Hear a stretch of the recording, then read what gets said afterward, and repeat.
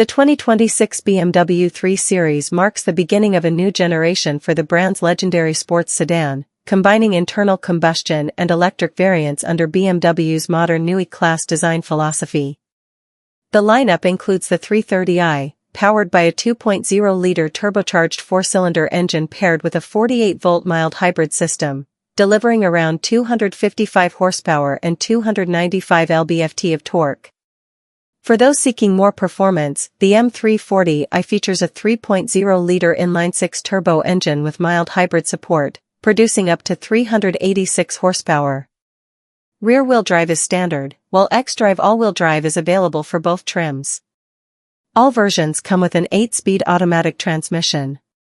Fuel economy is strong for its class, with the 330i achieving approximately 28 miles per gallon in the city and 35 miles per gallon on the highway. The M340i, despite its added power, still manages efficient performance.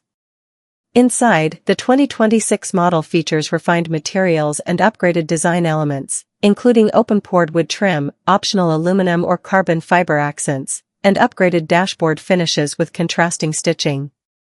BMW is also preparing to launch a fully electric variant built on the new E-Class platform, signaling a major step forward in the brand's shift toward electrification.